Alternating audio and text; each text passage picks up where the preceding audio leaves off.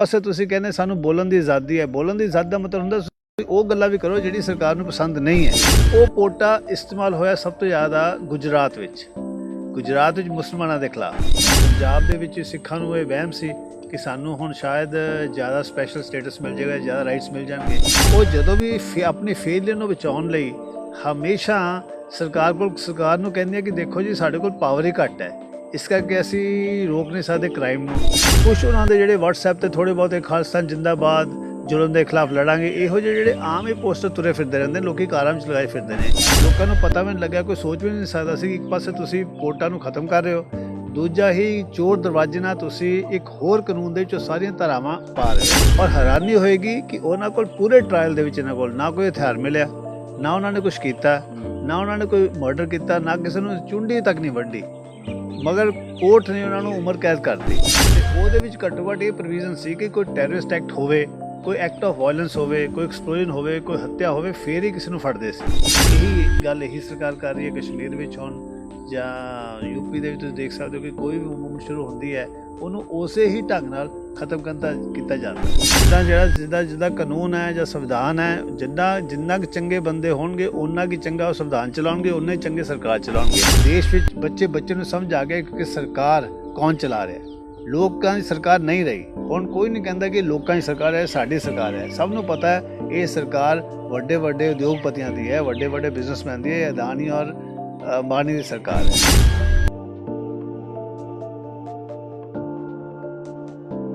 R90 news ਦੇਖ ਰਹੇ ਹੋ ਤੁਸੀਂ, ਮੈਂ ਹਾਂ ਮਨਪ੍ਰੀਤ ਸਿੰਘ। ਕਿਸਾਨ ਅੰਦੋਲਨ ਦੇ ਸ਼ੁਰੂ ਵਿੱਚ ਤੁਹਾਨੂੰ ਯਾਦ ਹੋਣਾ ਹੈ ਕਿ ਬਹੁਤ ਸਾਰੇ ਲੋਕਾਂ ਨੂੰ NIA ਦੇ ਨੋਟਿਸ ਆਏ, ਚਾਹੇ ਉਹ ਲੰਗਰ ਚਲਾ ਰਹੀਆਂ ਸੰਸਥਾਵਾਂ ਸੀ ਉਹਨਾਂ ਨੂੰ ਭੇਜੇ ਗਏ, ਜਾਂ ਫਿਰ ਉੱਥੇ ਕਵਰ ਕਰ ਰਿਹਾ ਜਿਹੜਾ ਮੀਡੀਆ ਸੀ, ਪੱਤਰਕਾਰ ਸੀ ਜਿਹੜੇ, ਉਹਨਾਂ ਨੂੰ ਭੇਜੇ ਗਏ। ਇਸੇ ਤਰ੍ਹਾਂ ਵੱਖ-ਵੱਖ ਰਾਜਾਂ ਦੇ ਵਿੱਚ ਮੂਵਮੈਂਟਾਂ ਚੱਲਦੀਆਂ ਰਹਿੰਦੀਆਂ ਨੇ ਤੇ ਉਹਨਾਂ ਨੂੰ ਰੋਕਣ ਦੇ ਲਈ ਸਰਕਾਰਾਂ ਦੇ ਵੱਲੋਂ ਕਾਨੂੰਨ ਬਣਾਏ ਹੋਏ ਨੇ ਤੇ ਸਮਾਜਿਕ ਕਾਰਕੁਨ ਨੇ ਜਿਹੜੇ ਉਹ ਇਹਨਾਂ ਕਾਨੂੰਨਾਂ ਨੂੰ ਕਾਲੇ ਕਾਨੂੰਨ ਕਹਿੰਦੇ ਨੇ ਤੇ ਬਹੁਤੇ ਸਮਾਜਿਕ ਕਾਰਕੁਨ ਹੀ ਇਹਨਾਂ ਕਾਨੂੰਨਾਂ ਦਾ ਜਿਹੜਾ ਸ਼ਿਕਾਰ ਹੁੰਦੇ ਨੇ। ਬਹੁਤੀ ਗੱਲਬਾਤ ਆਪਾਂ ਕਰਾਂਗੇ ਵਿਸਤਾਰ ਸਹਿਤ। ਮੇਰੇ ਨਾਲ ਐਡਵੋਕੇਟ ਰਾਜਵਿੰਦਰ ਸਿੰਘ ਬੈਂਸ ਮੌਜੂਦ ਰਹਿਣਗੇ। ਸਤਿ ਸ਼੍ਰੀ ਅਕਾਲ ਸਰ। ਸਰ, ਜਿੰਨੇ ਵੀ ਕਾਨੂੰਨ ਕਿਹਾ ਜਾਂਦਾ UAP ਹੈ ਜਾਂ ਫਿਰ ਉਹਦੇ ਵਿੱਚ ਟਾਡਾ 1984 ਦੇ ਵਿੱਚ ਪੰਜਾਬ ਦੇ ਵਿੱਚ ਲੱਗਿਆ, ਇਹਨਾਂ ਨੂੰ ਕਾਲੇ ਕਾਨੂੰਨ, ਪਹਿਲੀ ਗੱਲ ਤਾਂ ਇਹ ਦੱਸੋ ਕਿਹਾ ਕਿਉਂ ਜਾਂਦਾ? ਇਹ ਸ਼ੁਰੂ ਤੋਂ ਪਹਿਲੇ ਹੀ ਵਰਲਡ ਵਾਰ ਤੋਂ ਹੋਇਆ। ਜਦੋਂ ਪਹਿਲਾ ਮਹਾਯੁੱਧ ਹੋਇਆ ਤਾਂ ਅੰਗਰੇਜ਼ਾਂ ਨੇ ਬਣਾਇਆ ਸੀ ਡਿਫੈਂਸ ਆਫ ਇੰਡੀਆ ਰੂਲਸ। ਉਹੀ ਘੁੰਮ ਫਿਰ ਕੇ ਰੌਲਟ ਐਕਟ ਬਣ ਗਿਆ। ਉਹੀ ਫਿਰ ਇਹਨਾਂ ਨੇ ਡਿਫੈਂਸ ਆਫ ਇੰਡੀਆ ਰੂਲਸ ਬਣਾ ਲਏ, ਨੈਸ਼ਨਲ ਡਿਫੈਂਸ ਰੂਲਸ ਬਣਾ ਲਏ ਦੂਜੇ ਮਹਾਯੁੱਧ ਵਿੱਚ, ਜਦੋਂ ਗਾਂਧੀ ਜਾਂ ਸਾਡੀ ਫਰੀਡਮ ਸਟਰਗਲ ਚੱਲ ਰਹੀ ਸੀ। ਅਤੇ ਆਜ਼ਾਦੀ ਤੋਂ ਬਾਅਦ ਇਹਨਾਂ ਨੇ ਫਿਰ ਜਿਹੜਾ ਪਹਿਲਾ ਕਾਨੂੰਨ ਬਣਿਆ ਉਹ ਸੀ, ਇੱਕ ਤਾਂ ਪ੍ਰੀਵੈਂਟਿਵ ਡਿਟੈਂਸ਼ਨ ਐਕਟ ਕਿ ਬਿਨਾਂ ਟਰਾਇਲ ਤੋਂ ਅਰੈਸਟ ਕਰ ਲਓ, ਇੱਕ ਬਣਿਆ armed forces special power act, ਕਿਉਂਕਿ ਉਸ ਵੇਲੇ ਬੜੇ ਲੋਕਾਂ ਨੂੰ ਜਾਂ ਬੜੇ ਸਟੇਟਸ ਨੂੰ ਇਹ ਲੱਗਦਾ ਸੀ ਕਿ ਜੇ ਆਜ਼ਾਦੀ ਮਿਲੀ ਹੈ ਤਾਂ ਸਾਨੂੰ ਵੀ ਮਿਲਣੀ ਚਾਹੀਦੀ ਹੈ, ਕਿਉਂਕਿ ਅੰਗਰੇਜ਼ਾਂ ਨੇ ਸਾਨੂੰ, ਅਸੀਂ ਇੰਡੀਪੈਂਡੈਂਟ ਰਾਜ ਸੀ ਤਾਂ ਉਦੋਂ ਸਾਨੂੰ ਇਹਨਾਂ ਨੇ ਹਰਾਇਆ ਸੀ। ਸਪੈਸ਼ਲੀ ਨਾਰਥ ਈਸਟ ਵਿੱਚ, ਕਸ਼ਮੀਰ ਦੇ ਵਿੱਚ, ਪੰਜਾਬ ਦੇ ਵਿੱਚ ਸਿੱਖਾਂ ਨੂੰ ਇਹ ਵਹਿਮ ਸੀ ਕਿ ਸਾਨੂੰ ਹੁਣ ਸ਼ਾਇਦ ਜ਼ਿਆਦਾ ਸਪੈਸ਼ਲ ਸਟੇਟਸ ਮਿਲ ਜਾਏਗਾ, ਜ਼ਿਆਦਾ ਰਾਈਟਸ ਮਿਲ ਜਾਣਗੇ। ਤਾਂ ਜਦੋਂ ਸਭ ਤੋਂ ਪਹਿਲਾਂ ਨਾਗਾਲੈਂਡ ਵਿੱਚ ਨਾਰਥ ਈਸਟ ਵਿੱਚ ਸਟਰਗਲ ਹੋਈ ਤਾਂ ਉਦੋਂ ਪਹਿਲੀ ਵਾਰੀ ਇਹਨਾਂ ਨੇ ਉੱਥੇ ਫੌਜ ਭੇਜ ਦਿੱਤੀ ਸੀ 58 ਵਿੱਚ, ਅਤੇ armed forces special power act ਵੀ 58 ਵਿੱਚ ਹੀ ਬਣਾਇਆ ਸੀ। ਉਹਦੇ ਵਿੱਚ ਸਪੈਸ਼ਲ ਪਾਵਰਾਂ ਦੇ ਦਿੱਤੀਆਂ ਸੀ ਕਿ ਜੇ ਕੋਈ ਏਰੀਆ ਵਿੱਚ ਕੋਈ ਮੂਵਮੈਂਟ ਹੋਵੇ ਜਾਂ ਲੋਕ ਪ੍ਰੋਟੈਸਟ ਕਰ ਰਹੇ ਹੋਣ, ਜਦ ਤੱਕ ਆਰਮਡ ਫੋਰਸ ਨੂੰ ਇੰਨਾ ਹੱਕ ਹੈ, ਇੱਕ ਛੋਟੇ ਜਿਹੇ ਅਫਸਰ ਨੂੰ ਜਿਹੜਾ ਗਜ਼ਟਡ ਅਫਸਰ ਵੀ ਨਾ ਹੋਵੇ ਤਾਂ ਕਿਸੇ ਘਰ ਨੂੰ ਸਰਚ ਕਰ ਸਕਦਾ ਹੈ ਅਤੇ ਰੈਜ਼ਿਸਟੈਂਸ ਹੋਣ 'ਤੇ ਗੋਲੀ ਮਾਰ ਸਕਦਾ, ਤਾਂ ਉਹਦੇ ਖਿਲਾਫ ਕੋਈ ਕਾਰਵਾਈ ਨਹੀਂ ਹੋ ਸਕਦੀ। ਸੋ ਇੰਨੀ ਵੱਡੀ ਪਾਵਰ ਦਿੱਤੀ ਸੀ, ਜਿਹੜੀ ਕਿ ਫਿਰ ਬਾਅਦ ਵਿੱਚ ਉਹ ਪਾਵਰ ਹਰ ਜਗ੍ਹਾ ਇਸਤੇਮਾਲ ਹੋਈ। ਉਹ ਕਸ਼ਮੀਰ ਵਿੱਚ ਬਹੁਤ ਜ਼ਿਆਦਾ ਇਸਤੇਮਾਲ ਹੋਈ, ਉਹ ਤੇਲੰਗਾਨਾ ਵਿੱਚ ਵੀ ਹੋਈ, ਉਹ ਪੰਜਾਬ ਵਿੱਚ ਵੀ ਹੋਈ। ਅਤੇ ਜਿਹੜੇ ਆਰਮ ਫੋਰਸ ਨੂੰ ਇਹ ਅਧਿਕਾਰ ਦਿੱਤੇ ਆ ਆਜ਼ਾਦੀ ਦੇ ਪਹਿਲੇ 10 ਸਾਲਾਂ ਵਿੱਚ, ਉਹ ਹਾਲੇ ਤੱਕ ਆਰਮ ਫੋਰਸ ਤੋਂ ਅਸੀਂ ਵਾਪਸ ਨਹੀਂ ਲੈ ਸਕੇ। ਔਰ ਜਦੋਂ ਵੀ ਮੇਜਰ ਪ੍ਰੋਟੈਸਟ ਸਰਕਾਰ ਨੂੰ ਲੱਗਦਾ ਕਿ ਸਾਡੇ ਹੱਥ ਗੱਲ ਸਾਨੂੰ ਕੋਈ ਸਲਿਊਸ਼ਨ ਨਹੀਂ ਲੱਭ ਰਿਹਾ, ਤਾਂ ultimately central paramilitary forces army ਦੇ ਹੱਥ ਉਹ ਏਰੀਆ ਭੇਜ ਦਿੰਦੇ ਨੇ, ਤਾਂ ਉੱਥੇ ਕੁੱਟਮਾਰ ਕਰਕੇ ਮੂਵਮੈਂਟਾਂ ਬੰਦ ਹੋ ਜਾਂਦੀਆਂ, ਤਾਂ ਲੋਕ ਥੋੜ੍ਹੀ ਦੇਰ ਲਈ ਚੁੱਪ ਹੋ ਜਾਂਦੇ ਨੇ। ਇਹੀ ਗੱਲ ਇਹੀ ਸਰਕਾਰ ਕਰ ਰਹੀ ਹੈ ਕਸ਼ਮੀਰ ਵਿੱਚ ਹੁਣ, ਜਾਂ ਯੂਪੀ ਦੇ ਵਿੱਚ ਤੁਸੀਂ ਦੇਖ ਸਕਦੇ ਹੋ ਕਿ ਕੋਈ ਵੀ ਮੂਵਮੈਂਟ ਸ਼ੁਰੂ ਹੁੰਦੀ ਹੈ ਉਹਨੂੰ ਉਸੇ ਹੀ ਢੰਗ ਨਾਲ ਖਤਮ ਕੀਤਾ ਜਾਂਦਾ ਹੈ। ਸਰ, ਅੱਜ ਦਾ ਜਿਹੜਾ ਜ਼ਮਾਨਾ, ਸੰਚਾਰ ਦੇ ਜਿਹੜੇ ਸਾਧਨ ਆ ਬਹੁਤ ਵਧੇ ਨੇ। 1958 ਤੋਂ ਤੁਸੀਂ ਜ਼ਿਕਰ ਕੀਤਾ ਕਿ ਉਦੋਂ ਇਹ ਕਾਨੂੰਨ ਜਿਹੜੇ ਉਦੋਂ ਤੋਂ ਚੱਲਦੇ ਆਉਂਦੇ ਨੇ ਅੱਜ ਤੱਕ। ਅੱਜ ਦੇ ਸਮੇਂ ਦੇ ਵਿੱਚ ਇਹਨਾਂ ਦੀ ਜਿਹੜੀ ਵਰਤੋਂ ਹੈ, ਕੀ ਸਰਕਾਰ ਉਸੇ ਤਰੀਕੇ ਦੇ ਨਾਲ ਕਰਦੀ ਹੈ ਜਾਂ ਫਿਰ ਜਿਹੜਾ ਵਰਤੋਂ ਕਰਨ ਦਾ ਤਰੀਕਾ, ਜਿਹੜਾ ਕਾਨੂੰਨ ਲਗਾਉਣ ਦਾ ਤਰੀਕਾ ਉਹ ਬਦਲ ਜਾਂਦਾ? ਵਰਤੋਂ ਕਰਨ ਦਾ ਤਰੀਕਾ ਹੈ ਕਿ ਹੁਣ ਸਰਕਾਰ ਜ਼ਿਆਦਾ ਚਲਾਕ ਹੋਈ ਜਾ ਰਹੀ ਹੈ। ਜਦੋਂ ਪਹਿਲੀ ਵਾਰੀ ਟਾਡਾ ਐਕਟ ਬਣਿਆ ਸੀ ਪੰਜਾਬ ਦੇ ਲਈ ਸਪੈਸ਼ਲੀ 85 ਚ ਤੋਂ ਪਹਿਲਾਂ ਬਣਾਇਆ, ਫਿਰ ਉਹਨਾਂ ਨੇ ਉਹਨੂੰ ਹੋਰ ਤਿੱਖਾ ਕਰਤਾ 87 ਦੇ ਵਿੱਚ ਜੀ ਤੇ ਉਹਦੇ ਵਿੱਚ ਘੱਟੋ ਘੱਟ ਇਹ ਪ੍ਰੋਵੀਜ਼ਨ ਸੀ ਕਿ ਕੋਈ ਟੈਰਰਿਸਟ ਐਕਟ ਹੋਵੇ, ਕੋਈ ਐਕਟ ਆਫ ਵਾਇਲੈਂਸ ਹੋਵੇ, ਕੋਈ ਐਕਸਪਲੋਜਨ ਹੋਵੇ, ਕੋਈ ਹੱਤਿਆ ਹੋਵੇ, ਫਿਰ ਹੀ ਕਿਸੇ ਨੂੰ ਫੜਦੇ ਸੀ। ਤੇ ਅਲਟੀਮੇਟਲੀ ਕਿਉਂਕਿ ਬਹੁਤ ਜ਼ਿਆਦਾ ਯੂਜ਼ ਕੀਤਾ ਗਿਆ ਪੰਜਾਬ ਵਿੱਚ ਤੇ ਉਹ ਬਦਨਾਮ ਹੋ ਗਿਆ ਤੇ ਇਹਨਾਂ ਨੇ ਉਹਨੂੰ ਰਿਪੀਲ ਕਰਤਾ ਤੇ ਨਾਲ ਦੀ ਨਾਲ ਇੱਕ ਨਵਾਂ ਐਕਟ ਬਣਾਤਾ ਜਿਹਨੂੰ ਕਹਿੰਦੇ ਸੀ ਪ੍ਰੀਵੈਂਸ਼ਨ ਆਫ ਟੈਰਰਿਜ਼ਮ ਐਕਟ, ਪੋਟਾ। ਜੀ ਉਹ ਪੋਟਾ ਇਸਤੇਮਾਲ ਹੋਇਆ ਸਭ ਤੋਂ ਜ਼ਿਆਦਾ ਗੁਜਰਾਤ ਵਿੱਚ ਮੁਸਲਮਾਨਾਂ ਦੇ ਖਿਲਾਫ, ਉਹ ਵੀ ਬਦਨਾਮ ਹੋ ਗਿਆ। ਤੇ ਜਦੋਂ 2004 ਵਿੱਚ ਸਰਕਾਰ ਆਈ ਕਾਂਗਰਸ ਦੀ, ਦ ਯੂਨਾਈਟਿਡ ਪੀਪਲਸ ਅਲਾਇੰਸ ਦੀ, ਜੀ ਯੂਪੀ ਜਿਹਨੂੰ ਆਪਾਂ ਕਹਿੰਦੇ ਆ, ਤਾਂ ਇਹਨਾਂ ਨੇ ਲੋਕਾਂ ਦੀ ਡਿਮਾਂਡ ਦੇ ਮੁਤਾਬਿਕ ਪੋਟਾ ਨੂੰ ਵੀ ਖਤਮ ਕਰਤਾ। ਮਗਰ ਸਾਡੀ ਜਿਹੜੀ ਸਿਕਿਉਰਿਟੀ ਫੋਰਸਿਸ ਹੈ ਉਹ ਇੱਕ ਤਾਂ ਇਨਕੰਪੀਟੈਂਟ ਹੈ। ਉਹ ਜਦੋਂ ਵੀ ਆਪਣੀ ਫੇਲਿਅਰ ਨੂੰ ਬਚਾਉਣ ਲਈ ਹਮੇਸ਼ਾ ਸਰਕਾਰ ਨੂੰ ਕਹਿੰਦੀ ਹੈ ਕਿ ਦੇਖੋ ਜੀ ਸਾਡੇ ਕੋਲ ਪਾਵਰ ਹੀ ਘੱਟ ਹੈ, ਇਸ ਕਰਕੇ ਅਸੀਂ ਰੋਕ ਨਹੀਂ ਸਕਦੇ ਕ੍ਰਾਈਮ ਨੂੰ, ਇਸ ਲਈ ਅਸੀਂ ਇੰਸਰਜੈਂਸੀ ਨੂੰ ਰੋਕ ਨਹੀਂ ਸਕਦੇ। ਤਾਂ ਸਰਕਾਰ ਨੂੰ ਮਨਾ ਲੈਂਦੇ ਕਿ ਤੁਸੀਂ ਸਾਨੂੰ ਕਾਨੂੰਨ ਦੁਬਾਰਾ ਦਿਓ। ਤਾਂ ਉਦੋਂ ਇਹਨਾਂ ਨੇ ਇੱਕ ਪੁਰਾਣਾ ਕਾਨੂੰਨ ਚੁੱਕਿਆ 1967 ਦਾ, ਜਿਹਨੂੰ ਕਹਿੰਦੇ ਅਨਲੌਫੁਲ ਐਕਟੀਵਿਟੀਜ਼ ਪ੍ਰੀਵੈਂਸ਼ਨ ਐਕਟ। ਉਹ ਕਾਨੂੰਨ ਦਾ ਕੋਈ ਮਤਲਬ ਨਹੀਂ ਸੀ, ਕੜੇ ਸਾਲਾਂ ਤੋਂ ਪਿਆ ਸੀ, ਛੋਟੀਆਂ ਮੋਟੀਆਂ ਕੋਈ ਆਰਗੇਨਾਈਜੇਸ਼ਨ ਨੂੰ ਬੈਨ ਕਰਨ ਲਈ ਇਹਨਾਂ ਨੇ ਯੂਜ਼ ਕੀਤਾ ਸੀ। ਉਦੋਂ ਫਿਰ ਉਹਨਾਂ ਨੇ ਜਿਹੜੀਆਂ ਧਾਰਾ ਪੋਟਾ ਦੇ ਵਿੱਚ ਸੀ, ਜਿਹੜੀਆਂ ਸੈਕਸ਼ਨ ਸੀ ਟਾਡਾ ਦੇ ਵਿੱਚ, ਜਿਹੜੇ ਸਟ੍ਰਿਕਟ ਪ੍ਰੋਵੀਜ਼ਨ ਸੀ ਇਹਨਾਂ ਨੇ ਬੇਲ ਬੁਲ ਦੇ, ਉਹ ਸਾਰੇ ultimately unlawful activities prevention act 2004 ਵਿੱਚ ਪਾਤੇ।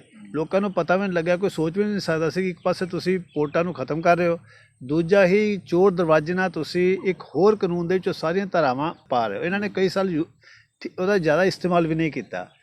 ਉਹਨੂੰ ਫਿਰ ਇਹਨਾਂ ਨੇ ਹੋਰ ਤਿੱਖਾ ਕੀਤਾ 2008 ਵਿੱਚ, ਤਾਂ ਸਭ ਤੋਂ ਜ਼ਿਆਦਾ ਤਿੱਖਾ ਤਾਂ ਹੁਣ ਕੀਤਾ ਸਰਕਾਰ ਨੇ 2019 ਦੇ ਵਿੱਚ। ਔਰ ਇਸ ਸਰਕਾਰ ਨੇ ਤਾਂ ਉਹ ਬਹੁਤ ਹੀ ਜ਼ਿਆਦਾ ਅਬਿਊਜ਼ ਕਰਨ ਲੱਗ ਪਏ। ਇਸ ਕਰਕੇ ਲੋਕਾਂ ਦੇ ਧਿਆਨ ਵਿੱਚ ਹੁਣ UAPA unlawful activities prevention act ਦੀ ਜ਼ਿਆਦਾ ਗੱਲ ਹੁੰਦੀ ਹੈ, ਕਿਉਂਕਿ ਹਜ਼ਾਰਾਂ ਬੰਦੇ ਇਹਨਾਂ ਨੇ ਉਸ ਕਾਨੂੰਨ ਵਿੱਚ ਫੜ ਲਏ ਆ। ਉਹ ਵੀ ਫੜ ਰਹੇ ਜਿਹੜੇ ਕਿ ਉਹ ਲੋਕ ਵੀ ਜਿਹੜੇ ਕਿ ਆਰਡੀਨਰਲੀ ਕਿਸੇ ਕ੍ਰਿਮੀਨਲ ਲਾਅ ਦੇ ਵਿੱਚ ਆਉਂਦੇ ਨਹੀਂ। ਕੋਈ ਜ਼ਿਆਦਾ ਜਿਹੜੀ ਪੰਜਾਬ ਦੇ ਵਿੱਚ ਗੱਲ ਕੀਤੀ ਜਾਵੇ ਤਾਂ ਜ਼ਿਆਦਾ ਗੱਲ ਹੋਈ ਨਹੀਂ UAP ਦੇ ਉੱਪਰ, ਪਰ ਅਰੈਸਟਾਂ ਜ਼ਰੂਰ ਹੋਈਆਂ ਨੇ ਪਿਛਲੇ ਸਮੇਂ ਦੇ ਵਿੱਚ। ਦੇਖਿਆ ਜਾਵੇ ਤਾਂ ਲਿਟਰੇਚਰ ਰੱਖਣ ਨੂੰ ਲੈ ਕੇ ਵੀ ਅਰੈਸਟਾਂ ਹੋਈਆਂ ਨੇ, ਤਾਂ ਹੋਰ ਵੀ ਕੁਝ ਕੇਸ ਇਸ ਤਰ੍ਹਾਂ ਦੇ ਹੈਗੇ ਨੇ ਜਿਹੜੇ ਜ਼ਿਆਦਾ ਮੀਡੀਆ ਨੇ ਵੀ ਸਾਹਮਣੇ ਨਹੀਂ ਲੈ ਕੇ ਆਉਂਦੇ। ਤਾਂ ਇਹ ਪਹਿਲੀ ਗੱਲ ਤਾਂ ਇਹ ਦੱਸੋ, ਕੁਝ ਕੇਸ ਤੁਸੀਂ ਲੜ ਰਹੇ ਹੋ ਜਿਹੜੇ, ਉਹਨਾਂ ਦਾ ਕੀ ਕਾਰਨ ਸੀ UAP ਨੌਜਵਾਨਾਂ ਦੇ ਉੱਪਰ ਲਗਾਇਆ ਗਿਆ? ਸਿੱਖ ਨੌਜਵਾਨ ਸੀਗੇ, ਗੱਲ ਕੀਤੀ ਜਾਂਦੀ ਹੈ ਇਕੱਲੇ ਲੈਫਟ ਦੇ ਇੰਟੈਲੈਕਚੁਅਲ ਨੇ ਜਿਹੜੇ, ਉਹਨਾਂ ਦੀ ਕਾਰਵਾਈ ਜ਼ਿਆਦਾ ਹੁੰਦੀ ਹੈ ਜਾਂ ਉਹਨਾਂ ਦਾ ਨਾਂ ਜ਼ਿਆਦਾ ਲੈ ਜਾਂਦਾ, ਪਰ ਤੁਸੀਂ ਜਿਹੜਾ ਸਿੱਖ ਨੌਜਵਾਨਾਂ ਦਾ ਵੀ ਕੇਸ ਲੜ ਰਹੇ ਹੋ, ਤਾਂ ਇਹ ਕਿਵੇਂ ਦੇਖਿਆ ਜਾਵੇ ਇਹਨੂੰ? ਉਹਨਾਂ ਨੂੰ ਕਿਸ ਤਰੀਕੇ ਦੇ ਨਾਲ ਉਹਨਾਂ 'ਤੇ ਇਹ ਕਾਨੂੰਨ ਲਗਾਇਆ ਗਿਆ? ਕੀ ਉਹਨਾਂ ਦਾ ਕੋਈ ਜਿਹੜਾ ਕਿਤੇ ਨਾ ਕਿਤੇ ਕਨੈਕਸ਼ਨ ਜੁੜਦਾ ਸੀਗਾ ਕਿਸੇ ਸੰਸਥਾ ਦੇ ਨਾਲ, ਐਸੀ ਸੰਸਥਾ ਦੇ ਨਾਲ ਜਿਹੜੀ ਸਰਕਾਰ ਵੱਲੋਂ ਬੈਨ ਹੈ, ਜਾਂ ਫਿਰ ਇੱਕ ਲਿਟਰੇਚਰ ਰੱਖਣ ਦੀ ਵਜ੍ਹਾ ਹੀ ਸੀਗੀ ਜਿਹੜੀ ਉਹਨਾਂ ਦੇ ਉੱਪਰ UAP ਲਗਾ ਦਿੱਤਾ? ਹਾਂ, ਨਵਾਂ ਸ਼ਹਿਰ ਦੇ ਅਦਾਲਤਾਂ ਵਿੱਚ ਕੇਸ ਚੱਲਿਆ ਸੀ। 3 ਮੁੰਡੇ ਸੀ, ਰਵਿੰਦਰ ਸਿੰਘ, ਸੁਰਜੀਤ ਤੇ ਰਣਜੀਤ ਸਿੰਘ। ਉਹਨਾਂ ਨੂੰ ਸਿਰਫ ਇਸ ਲਈ ਫੜ ਲਿਆ ਕਿਉਂਕਿ ਉਹਨਾਂ ਨੂੰ ਕੋਈ ਕਿਸੇ ਨੇ 20-30 ਹਜ਼ਾਰ ਰੁਪਇਆ, ਕੁਛ 1.5 ਲੱਖ ਟੋਟਲ ਅਮਾਊਂਟ ਸੀ, ਉਹਨਾਂ ਨੂੰ ਭੇਜਿਆ ਸੀ ਕਿ ਤੁਸੀਂ ਕਿਤਾਬਾਂ ਛਾਪ ਦਿਓ, ਤੁਸੀਂ ਕੁਛ ਬਾਇਓਗ੍ਰਾਫੀਜ਼ ਲਿਖੋ, ਤੁਸੀਂ ਕੁਛ ਪੋਸਟਰ ਬਣਾ ਕੇ ਸਾਨੂੰ ਭੇਜ ਦਿਓ, ਕੁਛ ਕੜੇ, ਕੁਛ ਸੂਟ। ਤੇ ਉਹਨਾਂ ਨੇ ਕੁਛ ਕਿਤਾਬਾਂ ਉਹਨਾਂ ਕੋਲ ਮਿਲੀਆਂ, ਉਹਨਾਂ ਵਿੱਚੋਂ ਭਾਈ ਰਣਧੀਰ ਸਿੰਘ ਦੀ ਜੇਲ੍ਹ ਡਾਇਰੀ ਵੀ ਸੀ, ਕੁਛ ਬਾਬਾ ਲਾਭ ਸਿੰਘ ਦੀ ਜੀਵਨੀਆਂ ਸੀ ਛਾਪੀਆਂ, ਕੁਛ ਇਹੋ ਜਿਹਾ ਲਿਟਰੇਚਰ ਸੀ, ਕੁਛ ਉਹਨਾਂ ਦੇ ਜਿਹੜੇ WhatsApp 'ਤੇ ਥੋੜ੍ਹੇ ਬਹੁਤੇ ਖਾਲਿਸਤਾਨ ਜਿੰਦਾਬਾਦ, ਜ਼ੁਲਮ ਦੇ ਖਿਲਾਫ ਲੜਾਂਗੇ, ਇਹੋ ਜਿਹੇ ਜਿਹੜੇ ਆਮ ਹੀ ਪੋਸਟਰ ਤੁਰੇ ਫਿਰਦੇ ਰਹਿੰਦੇ, ਲੋਕੀ ਕਾਰਾਂ ਵਿੱਚ ਲਗਾਏ ਫਿਰਦੇ ਨੇ। ਇਹਨਾਂ ਨੇ ਉਹਨਾਂ ਨੂੰ ਕੇਸ ਬਣਾ ਕੇ ਪੁਲਿਸ ਨੇ ਕਹਿ ਦਿੱਤਾ ਕਿ ਜੀ ਇਹ ਤਾਂ ਬੜੀ ਖਤਰਨਾਕ ਬੰਦੇ ਨੇ, ਬਾਬਰ ਖਾਲਸਾ ਨਾਲ ਜੁੜੇ ਹੋਏ, ਉਹ ਅਨਲੌਫੁਲ ਐਕਟੀਵਿਟੀਜ਼ ਪ੍ਰੀਵੈਂਸ਼ਨ ਐਕਟ ਲਾਤਾ ਤੇ ਅਰੈਸਟ ਕਰ ਲਿਆ। ਔਰ ਹੈਰਾਨੀ ਹੋਏਗੀ ਕਿ ਉਹਨਾਂ ਕੋਲ ਪੂਰੇ ਟਰਾਇਲ ਦੇ ਵਿੱਚ ਇਹਨਾਂ ਕੋਲ ਨਾ ਕੋਈ ਹਥਿਆਰ ਮਿਲਿਆ, ਨਾ ਉਹਨਾਂ ਨੇ ਕੁਛ ਕੀਤਾ, ਨਾ ਉਹਨਾਂ ਨੇ ਕੋਈ ਮਰਡਰ ਕੀਤਾ, ਨਾ ਕਿਸੇ ਨੂੰ ਚੁੰਡੀ ਤੱਕ ਨਹੀਂ ਵੱਢੀ। ਮਗਰ ਕੋਰਟ ਨੇ ਉਹਨਾਂ ਨੂੰ ਉਮਰ ਕੈਦ ਕਰਤੀ। ਉਹਨਾਂ ਨੂੰ ਇਹ ਵੀ ਸਬੂਤ ਨਹੀਂ ਮਿਲਿਆ ਕਿ ਅਨਲੌਫੁਲ ਕਿਸੇ ਐਸੋਸੀਏਸ਼ਨ ਨਾਲ ਉਹਨਾਂ ਦਾ ਕੋਈ ਟੈਲੀਫੋਨ ਵੀ ਹੋਇਆ ਹੋਵੇ ਜਾਂ ਕੋਈ ਮੈਸੇਜ ਵੀ ਹੋਇਆ ਹੋਵੇ। ਅਲਟੀਮੇਟਲੀ ਜੱਜ ਨੂੰ ਮਜਬੂਰ ਹੋ ਕੇ ਅਨਲੌਫੁਲ ਐਕਟੀਵਿਟੀਜ਼ ਦੇ ਵਿੱਚ ਤਾਂ ਉਹਨੇ ਸਜ਼ਾ ਨਹੀਂ ਦਿੱਤੀ, ਬਟ ਉਹਨੂੰ ਇਸ ਕਰਕੇ ਸਜ਼ਾ ਦੇ ਦਿੱਤੀ ਕਿ ਇਹਨਾਂ ਤਿਆਰੀ ਕਰ ਰਹੇ ਸੀ ਹਿੰਦੁਸਤਾਨ ਦੇ ਖਿਲਾਫ ਲੜਾਈ ਲੜਨ ਦੀ। ਕਹਿੰਦਾ ਕਿਉਂਕਿ ਲੜਾਈ ਵਿਚਾਰਾਂ ਦੀ ਵੀ ਹੁੰਦੀ ਹੈ, ਇਕੱਲੇ ਹਥਿਆਰਾਂ ਨਾਲ ਨਹੀਂ ਹੁੰਦੀ, ਇਸ ਕਰਕੇ ਉਹਨਾਂ ਨੂੰ ਉਮਰ ਕੈਦ ਦੇ ਦਿੱਤੀ ਕਿ ਇਹ ਜਦੋਂ ਇੱਦਾਂ ਦੇ ਮੈਸੇਜ ਸ਼ੇਅਰ ਕਰਦੇ ਆ, ਖਾਲਿਸਤਾਨ ਦੀਆਂ ਗੱਲਾਂ ਕਰਦੇ ਨੇ, ਖਾਲਿਸਤਾਨ ਸ਼ਬਦਾਵਲੀ ਇਸਤੇਮਾਲ ਕੀਤੇ ਸ਼ਬਦ ਕਿ ਖਾਲਿਸਤਾਨ ਸ਼ਬਦਾਵਲੀ ਹੀ ਹਿੰਦੁਸਤਾਨ ਦੇ ਖਿਲਾਫ ਬਗਾਵਤ ਦਾ ਬਿਗਲ ਹੈ, ਨਾਰਾ ਹੈ, ਤਾਂ ਇਹ ਪ੍ਰੈਪਰੇਸ਼ਨ ਫॉर ਵੇਜਿੰਗ ਵਾਰ ਹੈ ਕਿ ਤਿਆਰੀ ਕਰ ਰਿਹਾ ਦੇਸ਼ ਦੇ ਖਿਲਾਫ ਲੜਾਈ ਲਈ। ਇਸ ਕਰਕੇ ਇਹਨਾਂ ਨੂੰ ਉਮਰ ਕੈਦ ਦਿੱਤੀ ਔਰ ਸਰਪ੍ਰਾਈਜ਼ਿੰਗਲੀ 5 ਸਾਲ ਤੋਂ ਬਾਅਦ ਵੀ ਹਾਈ ਕੋਰਟ ਨੇ ਉਹਨਾਂ ਨੂੰ ਹਾਲੇ ਤੱਕ ਜ਼ਮਾਨਤ ਨਹੀਂ ਦਿੱਤੀ। ਇਹ ਗੱਲ ਵੀ ਇੱਥੇ ਹੈ ਕਿ ਬਹੁਤ ਸਾਰੇ ਨੌਜਵਾਨ ਹਜੇ ਵੀ ਜਿਹੜੀਆਂ DPਆਂ ਨੇ ਆਪਣੇ ਸੋਸ਼ਲ ਮੀਡੀਆ ਅਕਾਊਂਟ ਦੇ ਉੱਪਰ, ਸੰਤ ਜਰਨੈਲ ਸਿੰਘ ਭਿੰਡਰਾਂ ਵਾਲੇ, ਉਹਨਾਂ ਦੀਆਂ ਲਗਾ ਕੇ ਰੱਖਦੇ ਨੇ। ਕਾਰਾਂ ਦੇ ਉੱਪਰ ਤਸਵੀਰਾਂ ਲੱਗੀਆਂ ਹੁੰਦੀਆਂ ਨੇ, ਤੀਰ ਬਣਿਆ ਉਹਨਾਂ ਦੇ ਹੱਥ 'ਚ ਫੜੀ ਤਸਵੀਰ ਆਮ ਹੀ ਉਹ ਟਰੱਕਾਂ ਦੇ ਪਿੱਛੇ ਵੀ ਲੱਗੀ ਹੁੰਦੀ ਹੈ। ਕੀ ਯੂਏਪੀ ਉਹਨਾਂ ਦੇ ਉੱਪਰ ਵੀ ਸਰਕਾਰ ਲਗਾ ਸਕਦੀ ਹੈ ਅਗਰ ਸਰਕਾਰ ਚਾਹਵੇ ਤਾਂ, ਜਾਂ ਫਿਰ ਸਿਰਫ ਜਿਹੜੇ ਜ਼ਿਆਦਾ ਜਿਨ੍ਹਾਂ ਦੇ ਵਿਦੇਸ਼ਾਂ ਦੇ ਨਾਲ ਕੋਈ ਨਾ ਕੋਈ ਕਨੈਕਸ਼ਨ ਜੁੜਦਾ ਉਹਨਾਂ ਦੇ ਉੱਪਰ ਹੀ ਲੱਗਦਾ ਜੀ? ਦੇਖੋ, ਜੇ ਤਾਂ ਇਮਾਨਦਾਰ ਹੋਵੇ ਸਰਕਾਰ ਤਾਂ ਕਿਸੇ ਤੇ ਵੀ ਨਹੀਂ ਲੱਗ ਸਕਦੀ ਜੀ। ਕਿਉਂਕਿ ਕਾਨੂੰਨ ਤਾਂ ਇਸ ਲਈ ਬਣਿਆ ਹੈ ਕਿ ਬਹੁਤ ਵੱਡੇ ਆਰਗੇਨਾਈਜ਼ਡ ਗੈਂਗਸ ਦੇ ਖਿਲਾਫ, ਵੱਡੀ ਜਿਹੜੀਆਂ ਸੰਸਥਾਵਾਂ ਹੈ ਉਹਨਾਂ ਦੇ ਖਿਲਾਫ ਬਣਿਆ। ਇਹ ਆਮ ਬੰਦਿਆਂ ਦੇ ਖਿਲਾਫ ਤਾਂ ਬਿਲਕੁਲ ਨਹੀਂ ਬਣਿਆ। ਇੱਕ ਪਾਸੇ ਤੁਸੀਂ ਕਹਿੰਦੇ ਸਾਨੂੰ ਬੋਲਣ ਦੀ ਆਜ਼ਾਦੀ ਹੈ, ਬੋਲਣ ਦੀ ਆਜ਼ਾਦੀ ਦਾ ਮਤਲਬ ਹੁੰਦਾ ਤੁਸੀਂ ਉਹ ਗੱਲਾਂ ਵੀ ਕਰੋ ਜਿਹੜੀ ਸਰਕਾਰ ਨੂੰ ਪਸੰਦ ਨਹੀਂ ਹੈ। ਆਜ਼ਾਦੀ ਦਾ ਕੋਈ ਮਤਲਬ ਨਹੀਂ, ਤਾਰੀਫ ਕਰਨ ਲਈ ਆਜ਼ਾਦੀ ਨਹੀਂ ਹੁੰਦੀ, ਆਜ਼ਾਦੀ ਸਿਰਫ ਕ੍ਰਿਟਿਸਿਜ਼ਮ ਕਰਨ ਲਈ ਹੁੰਦੀ ਹੈ। ਆਜ਼ਾਦੀ ਕਿਉਂਕਿ ਇਹ ਡੈਮੋਕ੍ਰੇਸੀ ਦਾ ਕੋਰ ਬਿਲੀਫ ਹੈ ਕਿ ਜੇ ਤੁਸੀਂ ਕ੍ਰਿਟਿਸਾਈਜ਼ ਨਹੀਂ ਕਰੋਗੇ, ਆਲਟਰਨੇਟਿਵ ਮੈਥਡ ਨਹੀਂ ਦੱਸੋਗੇ ਤਾਂ ਰਿਫਾਰਮ ਨਹੀਂ ਹੁੰਦਾ। ਕਿਸੇ ਵੀ ਸਰਕਾਰ ਨੂੰ ਠੀਕ ਰਾਹ 'ਤੇ ਪਾਉਣ ਲਈ ਲੋਕਾਂ ਨੂੰ ਇਹ ਆਜ਼ਾਦੀ ਦਿੱਤੀ ਹੈ ਕਿ ਤੁਸੀਂ ਬੋਲੋ ਸਰਕਾਰ ਦੇ ਖਿਲਾਫ, ਉਹਨਾਂ ਦੀ ਪਾਲਿਸੀ ਦੇ ਖਿਲਾਫ, ਪਾਰਲੀਮੈਂਟ ਦੇ MP, ਇਸ ਲਈ ਇਹਨੂੰ ਆਜ਼ਾਦੀ ਕਹਿੰਦੇ ਨੇ। ਅਤੇ ਜੇ ਤੁਸੀਂ ਹਰ ਸੰਭਵ ਟੌਪਿਕ 'ਤੇ ਗੱਲ ਕਰ ਸਕਦੇ ਹੋ। ਸਿਰਫ ਜਦੋਂ ਤੁਸੀਂ ਕੋਈ ਚੀਜ਼ ਇੰਸਟੀਗੇਟ ਕਰਦੇ ਹੋ ਓਫੈਂਸ ਲਈ, ਉਦੋਂ ਅਪਰਾਧ ਬਣਦਾ ਹੈ। ਤੁਸੀਂ ਵੈਪਨਸ ਇਕੱਠੇ ਕਰਕੇ ਕਹੋ ਕਿ ਅਸੀਂ ਆਹ ਵੈਪਨਸ ਕਰਕੇ ਸ਼ਹਿਰ 'ਤੇ ਕਬਜ਼ਾ ਕਰਨਾ, ਉਦੋਂ ਓਫੈਂਸ ਬਣਦਾ ਹੈ। ਮਗਰ ਇਸ ਕੇਸ ਵਿੱਚ ਤਾਂ ਨਾ ਕੋਈ ਵੈਪਨ ਹੈ, ਨਾ ਕੋਈ ਇੱਦਾਂ ਦੀ ਸਕੀਮ ਹੈ, ਨਾ ਕੋਈ ਜਥੇਬੰਦੀ ਹੈ। ਸਿੰਪਲ ਉਹਨਾਂ ਕੋਲ ਕੁਛ ਲਿਟਰੇਚਰ ਮਿਲਿਆ, ਕੁਛ ਕਿਤਾਬਾਂ ਮਿਲੀਆਂ, ਉਹਨਾਂ ਕਿਤਾਬਾਂ ਨੂੰ ਹੀ ਬੇਸ ਬਣਾ ਕੇ ਕਹਿਤਾ ਕਿ ਇਹ ਤਾਂ ਜੀ ਖਾਲਿਸਤਾਨ ਸ਼ਬਦਾਵਲੀ ਦਾ ਇਸਤੇਮਾਲ ਕਰਦੇ ਨੇ, ਖਾਲਿਸਤਾਨ ਸ਼ਬਦਾਵਲੀ ਦੀਆਂ ਕਿਤਾਬਾਂ ਪੜ੍ਹਦੇ ਨੇ, ਖਾਲਿਸਤਾਨ ਬਣਾਉਣ ਦੇ ਵਿੱਚ ਆਪਸ ਵਿੱਚ ਵਿਚਾਰ ਵਟਾਂਦਰਾ ਕਰਦੇ ਨੇ, ਇਸ ਕਰਕੇ ਇਹ ਦੇਸ਼ ਦੇ ਖਿਲਾਫ ਲੜਾਈ ਕਰਨ ਦੀ ਤਿਆਰੀ ਕਰ ਰਹੇ ਨੇ। ਇਹ ਐਕਸਟ੍ਰੀਮ ਇੰਟਰਪ੍ਰੀਟੇਸ਼ਨ ਹੈ ਜਿਹੜਾ ਕਿ ਕਾਨੂੰਨ ਦੇ ਤਾਂ ਬਿਲਕੁਲ ਖਿਲਾਫ ਹੈ। ਬਟ ਕਾਨੂੰਨ ਤਾਂ ਉੱਦਾਂ ਹੀ ਹੈ ਨਾ ਜਿੱਦਾਂ ਜੱਜ ਹੁੰਦੇ ਨੇ। ਜੇ ਜੱਜ ਸਮਝਦਾਰ ਹੋਣਗੇ ਤਾਂ ਕਾਨੂੰਨ ਵੀ ਚੰਗਾ ਹੋਏਗਾ, ਜੇ ਜੱਜ ਨਹੀਂ ਸਮਝਦਾਰ ਹੋਣਗੇ ਤਾਂ ਫਿਰ ਕਾਨੂੰਨ ਵੀ ਉੱਦਾਂ ਹੀ ਬਣ ਜਾਂਦਾ। ਔਰ ਇਸ ਕੇਸ ਵਿੱਚ ਤੁਸੀਂ ਦੇਖ ਸਕਦੇ ਹੋ ਕਿ ਇਹ ਦੁਨੀਆ ਭਰ ਵਿੱਚ ਪਹਿਲਾ ਕੇਸ ਹੋਏਗਾ ਜਿੱਥੇ ਬਿਲਕੁਲ ਵਿਚਾਰਾਂ ਦੇ ਲੜਾਈ ਦੇ ਵਿੱਚ ਹੀ ਉਹਨਾਂ ਨੂੰ ਸਜ਼ਾ ਦੇ ਦਿੱਤੀ ਕਿ ਦੇਸ਼ ਦੇ ਖਿਲਾਫ ਲੜਾਈ ਦੀ ਤਿਆਰੀ ਕਰ ਰਹੇ ਨੇ। ਲੱਗਦਾ ਨਹੀਂ ਜੱਜ ਵੀ, ਜਿਹੜਾ ਚੀਫ ਜਸਟਿਸ ਆ ਉਸ ਦੀ ਨਿਯੁਕਤੀ ਵੀ ਸਰਕਾਰ ਨਹੀਂ ਕਰਨੀ ਹੈ, ਉਸ ਤੋਂ ਜਿਹੜੇ ਅਗਲੇ ਜੱਜ ਆ ਉਹਨਾਂ ਦੀਆਂ ਨਿਯੁਕਤੀਆਂ ਵੀ ਕਿਸ ਤਰ੍ਹਾਂ ਹੋਣੀਆਂ? ਫਿਰ ਅਦਾਲਤੀ ਸਿਸਟਮ ਹੈ ਜਿਸ ਨੂੰ ਕਿਹਾ ਜਾਂਦਾ, ਅਦਾਲਤਾਂ ਨੂੰ ਲੋਕਤੰਤਰ ਦੇ ਇੱਕ ਥੰਮ ਦੇ ਵਜੋਂ ਅਦਾਲਤਾਂ ਨੂੰ ਮੰਨਿਆ ਜਾਂਦਾ, ਤਾਂ ਲੱਗਦਾ ਨਹੀਂ ਅਦਾਲਤਾਂ ਜਿਹੜਾ ਹੌਲੀ ਹੌਲੀ ਆਪਣੇ ਰੋਲ ਨੂੰ ਜਿਹੜਾ ਭੁੱਲਦੀਆਂ ਜਾ ਰਹੀਆਂ ਨੇ? ਬਿਲਕੁਲ, ਕਿਉਂਕਿ ਅਲਟੀਮੇਟਲੀ ਜਿਹੜੇ ਇਨਸਾਫ ਤਾਂ ਉਨਾ ਹੀ ਹੁੰਦਾ ਜਿੱਦਾਂ ਦਾ ਬੰਦਾ ਹੁੰਦਾ ਹੈ। ਜਿੱਦਾਂ ਕਾਨੂੰਨ ਹੈ ਜਾਂ ਸੰਵਿਧਾਨ ਹੈ, ਜਿੰਨਾ ਕੁ ਚੰਗੇ ਬੰਦੇ ਹੋਣਗੇ ਓਨਾ ਕੁ ਚੰਗਾ ਉਹ ਸੰਵਿਧਾਨ ਚਲਾਉਣਗੇ, ਓਨਾ ਹੀ ਚੰਗੇ ਸਰਕਾਰ ਚਲਾਉਣਗੇ। ਸਾਰਾ ਜਿਹੜਾ ਇਨਸਾਫ ਹੈ ਬੰਦਿਆਂ 'ਤੇ ਡਿਪੈਂਡ ਕਰਦਾ, ਮਸ਼ੀਨਾਂ 'ਤੇ ਜਾਂ ਕਾਨੂੰਨਾਂ 'ਤੇ ਘੱਟ ਡਿਪੈਂਡ ਕਰਦਾ, ਬੰਦਿਆਂ 'ਤੇ ਜ਼ਿਆਦਾ ਡਿਪੈਂਡ ਕਰਦਾ। ਜਿਹੜਾ ਬੰਦਾ ਇਨਸਾਫ ਪਸੰਦ ਹੋਏਗਾ ਉਹ ਹਰ ਕਾਨੂੰਨ ਦੇ ਵਿੱਚ ਤੁਹਾਨੂੰ ਰਿਲੀਫ ਦੇ ਸਕਦਾ ਹੈ। ਜਿਹੜਾ ਬੰਦਾ ਆਪ ਹੀ ਇਨਸਾਫ ਪਸੰਦ ਨਹੀਂ ਹੋਏਗਾ, ਜਿਹੜਾ ਆਪ ਹੀ ਉਹਦਾ ਮਨ ਸਾਫ਼ ਨਹੀਂ ਹੋਏਗਾ, ਜਿਹੜਾ ਦਿਮਾਗ ਸਾਫ਼ ਨਹੀਂ ਹੋਏਗਾ, ਉਹ ਤਾਂ ਕਿਸੇ ਨਾ ਕਿਸੇ ਬਹਾਨੇ ਸਜ਼ਾ ਦੇ ਹੀ ਦੇਗਾ। ਕਾਨੂੰਨ ਦੋਨੇ ਤਰਫ ਮਰੋੜਿਆ ਜਾ ਸਕਦਾ ਹੈ। ਸਮਝਦਾਰ ਬੰਦਾ ਕਾਨੂੰਨ ਦੇ ਉਹੀ ਕਾਨੂੰਨ ਦਾ ਇਸਤੇਮਾਲ ਕਰਕੇ ਛੱਡ ਵੀ ਸਕਦਾ ਹੈ, ਮਾੜਾ ਬੰਦਾ ਉਹੀ ਕਾਨੂੰਨ ਇਸਤੇਮਾਲ ਕਰਕੇ ਸਜ਼ਾ ਵੀ ਦੇ ਸਕਦਾ। ਹੁਣ ਇਹ ਕੇਸ ਬਿਲਕੁਲ ਐਗਜ਼ਾਮਪਲ ਹੈ ਕਿ ਜਿਹਦੇ ਵਿੱਚ ਕੋਈ ਵੀ ਇੰਟਰਨੈਸ਼ਨਲ ਸਟੈਂਡਰਡ ਕਿਹਾ ਕੋਈ ਪੰਚਾਇਤ ਦੇ ਅੱਗੇ ਵੀ ਰੱਖ ਦੇਵੇ ਤਾਂ ਉਹ ਵੀ ਸਜ਼ਾ ਨਹੀਂ ਦੇਗੀ ਕਿ ਇਹ ਤਾਂ ਮੁੰਡੇ ਆਮ ਹੀ ਗੱਲਾਂ ਕਰਦੇ ਨੇ। ਹੁਣ ਜਰਨੈਲ ਸਿੰਘ ਭਿੰਡਰਾਂਵਾਲੇ ਦੀ ਫੋਟੋ ਲਾਉਣੀ ਅਪਰਾਧ ਕਿਵੇਂ ਹੋ ਗਿਆ? ਤੁਸੀਂ ਉਹਦਾ ਮੈਮੋਰੀਅਲ ਬਣਾਇਆ ਹੋਇਆ ਹੈ, ਗੋਲਡਨ ਟੈਂਪਲ ਵਿੱਚ ਉਹਦਾ ਮੈਮੋਰੀਅਲ ਹੈ, ਉੱਥੇ ਸ਼ਹੀਦੀ ਤੁਸੀਂ ਅਜਾਇਬ ਘਰ ਬਣਾਇਆ ਹੈਗਾ। ਇੱਕ ਟ੍ਰੈਡੀਸ਼ਨਲ ਲੰਬਾ ਪੰਜਾਬ ਦੇ ਵਿੱਚ ਰਾਜ ਕਰੇਗਾ ਖਾਲਸਾ, ਤੁਸੀਂ ਅਰਦਾਸ ਕਰਦੇ ਹੋ। ਸਾਰਾ ਇਤਿਹਾਸ ਕਿਵੇਂ ਛੋਟੇ ਕਾਨੂੰਨ ਖਤਮ ਕਰ ਸਕਦੇ ਨੇ? ਤਾਂ ਇਸ ਕਰਕੇ ਇਸ ਗੱਲਾਂ 'ਤੇ ਕੇਸ ਦਰਜ ਕਰਨੇ ਇਹ ਲੋਕਾਂ ਨੂੰ ਤੰਗ ਕਰਨ ਦੀ ਗੱਲ ਹੈ, ਲੋਕਾਂ ਨੂੰ ਪ੍ਰਵੋਕ ਕਰਨ ਦੀ ਵੀ ਗੱਲ ਹੈ। ਅਤੇ ਸਮਝਦਾਰ ਸਰਕਾਰਾਂ ਤਾਂ ਕਦੀ ਵੀ ਇੱਦਾਂ ਨਹੀਂ ਕਰਦੀ। ਆਜ਼ਾਦੀ ਦਾ ਮਤਲਬ ਇਹ ਹੁੰਦਾ ਕਿ ਤੁਸੀਂ ਪ੍ਰਵੋਕੇਟਿਵ ਥਾਟ ਵੀ ਦਿਓ। ਐਕਚੁਅਲ ਲੜਾਈ ਦੇਸ਼ ਦੇ ਖਿਲਾਫ ਲੜਨ ਦਾ ਮਤਲਬ ਹੁੰਦਾ ਕਿ ਤੁਸੀਂ ਇੱਕ ਫੌਜ ਤਿਆਰ ਕਰੋ, ਆਮ ਲੜਾਈ ਦੀ ਤਰ੍ਹਾਂ ਹਥਿਆਰ ਇਕੱਠੇ ਕਰੋ, ਫਿਰ ਤੁਸੀਂ ਹਮਲਾ ਬੋਲੋ, ਉਹਨੂੰ ਆਪਾਂ ਕਹਿੰਦੇ ਵੇਜਿੰਗ ਵਾਰ। ਲੜਾਈ ਉਹ ਹੁੰਦੀ ਹੈ, ਨਾ ਕਿ ਤੁਸੀਂ ਸਿਰਫ ਫੇਸਬੁੱਕ 'ਤੇ ਬੈਠੇ ਆਈਡੀਆਜ਼ ਡਿਸਕਸ ਕਰ ਰਹੇ, ਕਿਤਾਬਾਂ ਡਿਸਕਸ ਕਰ ਰਹੇ, ਵਿਚਾਰ ਡਿਸਕਸ ਕਰ ਰਹੇ। ਉਹ ਤਾਂ ਪਹਿਲੀ ਡੈਫੀਨੇਸ਼ਨ ਹੈ ਆਜ਼ਾਦੀ ਦੀ। ਤੁਸੀਂ ਕਿਸੇ ਤਰ੍ਹਾਂ ਦਾ ਵਿਚਾਰ ਬੋਲ ਸਕਦੇ ਹੋ, ਕਿਸੇ ਤਰ੍ਹਾਂ ਦਾ ਵਿਚਾਰ ਸ਼ੇਅਰ ਕਰ ਸਕਦੇ ਹੋ। ਆਖਰੀ ਸਵਾਲ ਹੈ ਜੀ, ਲੋਕਾਂ ਦੇ ਕੋਲੇ ਫਿਰ ਰਸਤਾ ਕਿਵੇਂ ਬਚਦਾ? ਅਗਰ ਸਰਕਾਰ ਕਿਸੇ ਤੇ ਇਹ ਕਾਨੂੰਨ ਲਗਾ ਦਿੰਦੀ ਹੈ, ਉਸ ਤੋਂ ਬਾਅਦ ਮੀਡੀਆ ਵੀ ਉਹਨਾਂ ਨੂੰ ਇੱਕ ਜਿਹੜਾ ਐਜ਼ ਏ ਟੈਰਰਿਸਟ ਪ੍ਰਚਾਰ ਕਰਦਾ, ਚਾਹੇ ਉਹ ਜਿਹੜੇ ਆਮ ਇਨਸਾਨ ਹੋਣ ਜਾਂ ਫਿਰ ਸਟੂਡੈਂਟ ਸੀ। ਜਿਸ ਤਰ੍ਹਾਂ ਪਿਛਲੇ ਦਿਨਾਂ ਦੇ ਵਿੱਚ ਅਰਬਨ ਨਕਸਲੀ ਇੱਕ ਜਿਹੜੀ ਨਵੀਂ ਗੱਲ ਨਿਕਲ ਕੇ ਆਈ, ਮੀਡੀਆ ਦੇ ਦੁਆਰਾ ਫੈਲਾਈ ਗਈ, ਪ੍ਰਚਾਰੀ ਗਈ, ਤਾਂ ਫਿਰ ਅਦਾਲਤਾਂ ਵੀ ਬਾਇਜ਼ ਨੇ, ਉਹ ਵੀ ਜਿਹੜਾ ਇਹਦੇ 'ਤੇ ਨਿਰਪੱਖ ਹੋ ਕੇ ਫੈਸਲਾ ਨਹੀਂ ਦਿੰਦੀਆਂ। ਸਾਰੇ ਜੱਜ ਨਹੀਂ ਦਿੰਦੇ, ਚਲੋ ਕੁਛ ਦਿੰਦੇ ਵੀ ਆ। ਤਾਂ ਫਿਰ ਲੋਕਾਂ ਕੋਲ ਇਹ ਰਸਤਾ ਜਿਹੜਾ ਬਚਦਾ ਕੀ ਹੈ ਜੀ ਆਪਣੀ ਗੱਲ ਕਰਨ ਦਾ? ਰਸਤਾ ਤਾਂ ਦੇਖੋ ਉਹੀ ਹੈ ਕਿ ਤੁਸੀਂ ਆਪਣਾ ਰਸਤਾ ਨਾ ਬਦਲੋ, ਚਾਹੇ ਸਰਕਾਰ ਜ਼ਾਲਮ ਹੋਵੇ। ਕਿਉਂਕਿ ਜਦੋਂ ਸਰਕਾਰ ਸੰਵਿਧਾਨਿਕ ਤਰੀਕੇ ਦਾ ਰਸਤੇ ਬੰਦ ਕਰ ਦਿੰਦੀ ਹੈ ਤਾਂ ਐਕਚੁਅਲੀ ਇਨਵੀਟੇਸ਼ਨ ਦੇ ਲੋਕਾਂ ਨੂੰ ਕਿ ਤੁਸੀਂ ਹਥਿਆਰ ਚੁੱਕੋ। ਕਿਸੇ ਵੀ ਸਮਾਜ ਵਿੱਚ ਜਦੋਂ ਤੁਸੀਂ ਸਾਰੇ ਰਸਤੇ ਬੰਦ ਕਰਤੇ, ਬੋਲਣ 'ਤੇ ਹੀ ਬੰਦ ਲਾਤਾ, ਬੋਲਣ 'ਤੇ ਤੁਸੀਂ ਜੇਲ੍ਹਾਂ 'ਚ ਧੱਕਣੇ ਸ਼ੁਰੂ ਕਰਤੇ ਬੰਦੇ, ਤਾਂ ਉਦੋਂ ਤੁਸੀਂ ਜਿਹੜੇ ਯੰਗ ਬੰਦਿਆਂ ਦਾ ਗੁੱਸਾ ਕਿੱਦਾਂ ਕੁ ਨਿਕਲੇਗਾ।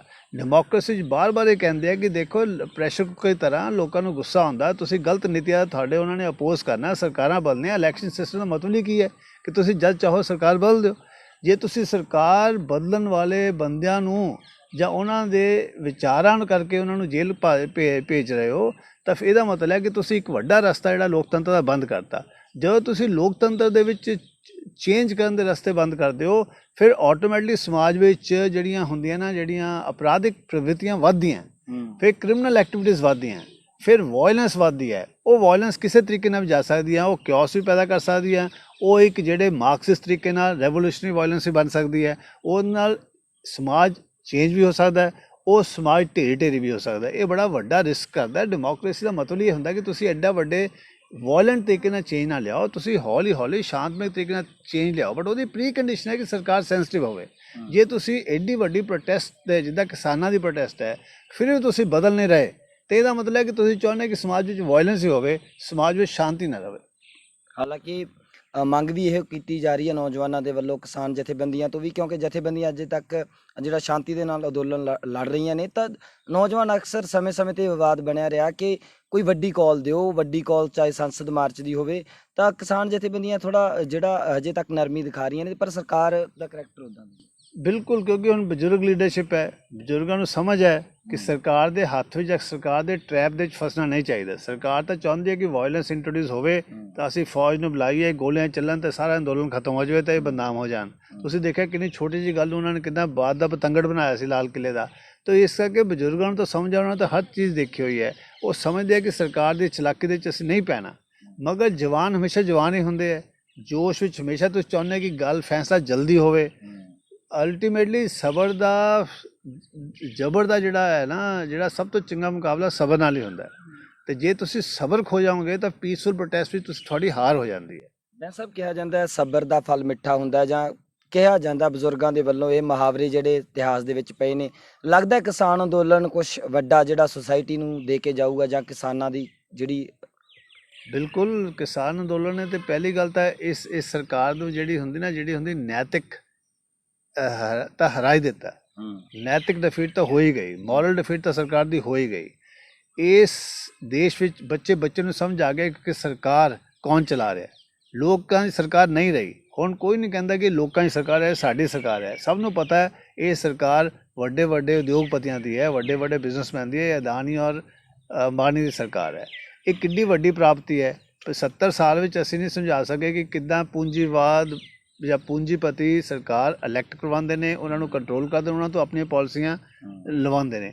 ਮਗਰ ਇਸ ਅੰਦੋਲਨ ਨੇ ਸਾਰੀ ਦੁਨੀਆ ਨੂੰ ਦੱਸਤਾ ਕਿ ਘੱਟੋ ਘੱਟ ਹਿੰਦੁਸਤਾਨ ਦੀ ਸਰਕਾਰ BKO ਸਰਕਾਰ ਹੈ। ਇਹ ਲੋਕ ਹਿੱਤ ਦੀ ਬਿਲਕੁਲ ਨਹੀਂ ਗੱਲ ਕਰਦੀ, ਔਰ ਇੰਨਾ ਵਿਆਪਕ ਅੰਦੋਲਨ ਦੇ ਬਾਵਜੂਦ ਉਹਨਾਂ ਨੇ ਲੋਕਤੰਤਰ ਦੀ ਬਿਲਕੁਲ ਇੱਜ਼ਤ ਨਹੀਂ ਕੀਤੀ, ਪਾਰਲੀਮੈਂਟਰੀ ਡੈਮੋਕ੍ਰੇਸੀ ਦੀ ਬਿਲਕੁਲ ਇੱਜ਼ਤ ਨਹੀਂ ਕੀਤੀ, ਕੌਨਸਟੀਟਿਊਸ਼ਨਲ ਵੈਲਿਊਜ਼ ਦੀ, ਕੌਨਸਟੀਟਿਊਸ਼ਨਲ ਮੈਥਡ ਨੂੰ ਵੀ ਨਕਾਰ ਰਹੇ ਨੇ। ਇਸ ਕਰਕੇ ਜੇ ਇਹਦਾ ਇਲੈਕਟਰਲ ਚੇਂਜ ਨਾ ਆਈ ਤਾਂ ਫਿਰ ਬੜਾ ਵੱਡਾ ਖਤਰਨਾਕ ਡੇਂਜਰਸ ਟ੍ਰੈਂਡ ਹੋਏਗਾ ਕਿ ਜਿੱਥੇ ਸਰਕਾਰਾਂ ਇੰਨੇ ਵੱਡੇ ਪੋਪੂਲਰ ਪ੍ਰੋਟੈਸਟ ਨੂੰ ਬਿਲਕੁਲ ਇਗਨੋਰ ਕਰ ਦੇਣ, ਉਦੋਂ ਫਿਰ ਲੋਕਾਂ ਦੇ ਸਾਰੇ ਰਸਤੇ ਬੰਦ ਹੋ ਜਾਂਦੇ ਨੇ। ਪੋਪੂਲਰ ਪ੍ਰੋਟੈਸਟ ਲਾਸਟ ਰਸਤਾ ਡੈਮੋਕ੍ਰੇਸੀ 'ਚ। ਪੋਪੂਲਰ ਪ੍ਰੋਟੈਸਟ ਐਡੀ ਵੱਡੀ ਤੇ ਹੋਵੇ, ਕੋਈ ਵੀ ਸਰਕਾਰ ਗਿਰ ਜਾਂਦੀ ਹੈ ਜਾਂ ਬਦਲ ਦਿੰਦੀ ਹੈ, ਜੋ ਆਪਣੀਆਂ ਪਾਲਿਸੀਜ਼ ਬਦਲ ਲੈਂਦੀ ਹੈ। ਅਤੇ ਜੇ ਇਹ ਸਰਕਾਰ ਨਾ ਚੇਂਜ ਹੋਈ, ਨਾ ਇਹ ਗਿਰੀ, ਅਤੇ ਪੋਪੂਲਰ ਪ੍ਰੋਟੈਸਟ ਨੂੰ ਇਸ ਅੰਦਰ ਹੀ ਸਮਾ ਗਈ, ਤਾਂ ਫਿਰ ਲੋਕ ਨਿਰਾਸ਼ ਹੋ ਜਾਣਗੇ। ਫਿਰ ਲੋਕਾਂ ਨੂੰ ਕੋਈ ਰਾਹ ਨਹੀਂ ਬਚੇਗਾ ਐਕਸੈਪਟ ਉਹ ਸੋਚਣਗੇ ਕਿ ਉਹ ਆਈਡੀਓਲੋਜੀ ਨੂੰ ਫੜੋ ਜਿਹੜੇ ਕਹਿੰਦੇ ਆ ਕਿ ਤੁਸੀਂ ਬੰਦੂਕ ਚੁੱਕ ਕੇ ਵਾਇਲੈਂਸ ਨਾਲ ਜਲਦੀ ਚੇਂਜ ਬਦਲਾਵ ਲਿਆ ਸਕਦੇ। ਧੰਨਵਾਦ ਜੀ। ਇਹ ਸਨ ਐਡਵੋਕੇਟ ਰਾਜਵਿੰਦਰ ਸਿੰਘ ਬੈਂਸ। ਕੁਝ ਨੌਜਵਾਨ ਅਜਿਹੇ ਵੀ ਨੇ ਜਿਨ੍ਹਾਂ ਤੇ UAP ਲੱਗਾ ਹੈ, ਉਹਨਾਂ ਦੇ ਕੇਸ ਵੀ ਲੜ ਰਹੇ ਨੇ। ਨਾਲ ਦੀ ਨਾਲ ਜਿਹੜੇ ਹੋਰ ਵੀ ਸਮਾਜਿਕ ਕੇਸ ਹੁੰਦੇ ਨੇ, ਬਿਨਾਂ ਪੈਸਿਆਂ ਤੋਂ ਲੜਦੇ ਨੇ, ਪਰ ਜਿਹੜੀ ਆਪਣੀ ਗੱਲ ਹੈ ਉਹ ਰੱਖੀ ਹੈ। ਤੁਸੀਂ ਗੱਲਬਾਤ ਪੂਰੀ ਸੁਣੋਗੇ ਤਾਂ ਤੁਹਾਨੂੰ ਜਾਣਕਾਰੀ ਜ਼ਰੂਰ ਮਿਲੇਗੀ ਇਹਨਾਂ ਕਾਨੂੰਨਾਂ ਦਾ, ਜਿਹੜਾ ਕਾਨੂੰਨੀ ਪੱਖ ਨੇ ਉਹਨਾਂ ਦੇ ਬਾਰੇ, ਕਿਸ ਤਰ੍ਹਾਂ ਇਹ ਕਾਨੂੰਨ ਲੱਗ ਸਕਦੇ ਨੇ, ਕਿਸ ਤਰ੍ਹਾਂ ਇਹਨਾਂ ਦਾ ਅੱਗੇ ਜਿਹੜਾ ਪ੍ਰੋਸੈਸ ਹੈ ਉਹ ਹੁੰਦਾ, ਜਾਂ ਸਰਕਾਰ ਕਿਸ ਤਰ੍ਹਾਂ ਇਹਨਾਂ ਕਾਨੂੰਨਾਂ ਦਾ ਇਸਤੇਮਾਲ ਕਰਦੀ ਹੈ। ਕੈਮਰੇ ਤੇ ਮੇਰਾ ਸਾਥ ਦੇ ਰਹੀ ਸੀ ਗੁਰਜੋਤ। ਮੈਂ ਮਨਪ੍ਰੀਤ ਸਿੰਘ, R90 ਨਿਊਜ਼ ਦੇ ਲਈ ਧੰਨਵਾਦ। ਇੱਕ ਪਾਸੇ ਤੁਸੀਂ ਕਹਿੰਦੇ ਸਾਨੂੰ ਬੋਲਣ ਦੀ ਆਜ਼ਾਦੀ ਹੈ। ਬੋਲਣ ਦੀ ਆਜ਼ਾਦੀ ਦਾ ਮਤਲਬ ਹੁੰਦਾ ਤੁਸੀਂ ਉਹ ਗੱਲਾਂ ਵੀ ਕਰੋ ਜਿਹੜੀ ਸਰਕਾਰ ਨੂੰ ਪਸੰਦ ਨਹੀਂ ਹੈ। ਉਹ ਪੋਟਾ ਇਸਤੇਮਾਲ ਹੋਇਆ ਸਭ ਤੋਂ ਜ਼ਿਆਦਾ ਗੁਜਰਾਤ ਵਿੱਚ ਮੁਸਲਮਾਨਾਂ ਦੇ ਖਿਲਾਫ। ਪੰਜਾਬ ਦੇ ਵਿੱਚ ਸਿੱਖਾਂ ਨੂੰ ਇਹ ਵਹਿਮ ਸੀ ਕਿ ਸਾਨੂੰ ਹੁਣ ਸ਼ਾਇਦ ਜ਼ਿਆਦਾ ਸਪੈਸ਼ਲ ਸਟੇਟਸ ਮਿਲ ਜਾਏਗਾ, ਜ਼ਿਆਦਾ ਰਾਈਟਸ ਮਿਲ ਜਾਣਗੇ। ਉਹ ਜਦੋਂ ਵੀ ਆਪਣੀ ਫੇਲਿਅਰ ਨੂੰ ਬਚਾਉਣ ਲਈ ਹਮੇਸ਼ਾ ਸਰਕਾਰ ਨੂੰ ਕਹਿੰਦੇ ਆ ਕਿ ਦੇਖੋ ਜੀ ਸਾਡੇ ਕੋਲ ਪਾਵਰ ਹੀ ਘੱਟ ਹੈ, ਇਸ ਕਰਕੇ ਅਸੀਂ ਰੋਕ ਨਹੀਂ ਸਕਦੇ ਕ੍ਰਾਈਮ ਨੂੰ। ਕੁਛ ਉਹਨਾਂ ਦੇ ਜਿਹੜੇ WhatsApp ਤੇ ਥੋੜ੍ਹੇ ਬਹੁਤੇ ਖਾਲਿਸਤਾਨ ਜਿੰਦਾਬਾਦ, ਜ਼ੁਲਮ ਦੇ ਖਿਲਾਫ ਲੜਾਂਗੇ, ਇਹੋ ਜਿਹੇ ਜਿਹੜੇ ਆਮ ਹੀ ਪੋਸਟਰ ਤੁਰੇ ਫਿਰਦੇ ਰਹਿੰਦੇ, ਲੋਕੀ ਕਾਰਾਂ ਵਿੱਚ ਲਗਾਏ ਫਿਰਦੇ ਨੇ। ਲੋਕਾਂ ਨੂੰ ਪਤਾ ਵੀ ਨਹੀਂ ਲੱਗਿਆ, ਕੋਈ ਸੋਚ ਵੀ ਨਹੀਂ ਸਕਦਾ ਸੀ ਕਿ ਇੱਕ ਪਾਸੇ ਤੁਸੀਂ ਵੋਟਾਂ ਨੂੰ ਖਤਮ ਕਰ ਰਹੇ ਹੋ, ਦੂਜਾ ਹੀ ਚੋਰ ਦਰਵਾਜ਼ੇ ਨਾਲ ਤੁਸੀਂ ਇੱਕ ਹੋਰ ਕਾਨੂੰਨ ਦੇ ਵਿੱਚੋਂ ਸਾਰੀਆਂ ਧਾਰਾਵਾਂ ਪਾ ਰਹੇ ਹੋ। ਔਰ ਹੈਰਾਨੀ ਹੋਏਗੀ ਕਿ ਉਹਨਾਂ ਕੋਲ ਪੂਰੇ ਟ੍ਰਾਇਲ ਦੇ ਵਿੱਚ ਇਹਨਾਂ ਕੋਲ ਨਾ ਕੋਈ ਹਥਿਆਰ ਮਿਲਿਆ, ਨਾ ਉਹਨਾਂ ਨੇ ਕੁਛ ਕੀਤਾ, ਨਾ ਉਹਨਾਂ ਨੇ ਕੋਈ ਮਰਡਰ ਕੀਤਾ, ਨਾ ਕਿਸੇ ਨੂੰ ਚੁੰਡੀ ਤੱਕ ਨਹੀਂ ਵੱਢੀ, ਮਗਰ ਕੋਰਟ ਨੇ ਉਹਨਾਂ ਨੂੰ ਉਮਰ ਕੈਦ ਕਰ ਦਿੱਤੀ। ਤੇ ਉਹਦੇ ਵਿੱਚ ਘੱਟੋ ਘੱਟ ਇਹ ਪ੍ਰੋਵੀਜ਼ਨ ਸੀ ਕਿ ਕੋਈ ਟੈਰਰਿਸਟ ਐਕਟ ਹੋਵੇ, ਕੋਈ ਐਕਟ ਆਫ ਵਾਇਲੈਂਸ ਹੋਵੇ, ਕੋਈ ਐਕਸਪਲੋਜ਼ਨ ਹੋਵੇ, ਕੋਈ ਹੱਤਿਆ ਹੋਵੇ, ਫੇਰ ਹੀ ਕਿਸੇ ਨੂੰ ਫੜਦੇ ਸੀ।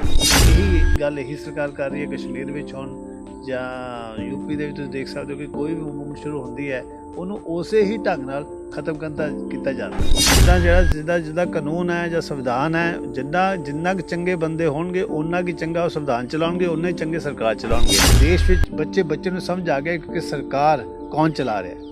ਲੋਕਾਂ ਦੀ ਸਰਕਾਰ ਨਹੀਂ ਰਹੀ। ਹੁਣ ਕੋਈ ਨਹੀਂ ਕਹਿੰਦਾ ਕਿ ਲੋਕਾਂ ਦੀ ਸਰਕਾਰ ਹੈ, ਸਾਡੀ ਸਰਕਾਰ ਹੈ। ਸਭ ਨੂੰ ਪਤਾ ਹੈ ਇਹ ਸਰਕਾਰ ਵੱਡੇ ਉਦਯੋਗਪਤੀਆਂ ਦੀ ਹੈ, ਵੱਡੇ ਬਿਜ਼ਨਸਮੈਨ ਦੀ ਹੈ, ਅਦਾਨੀ ਔਰ ਅੰਬਾਨੀ ਦੀ ਸਰਕਾਰ ਹੈ।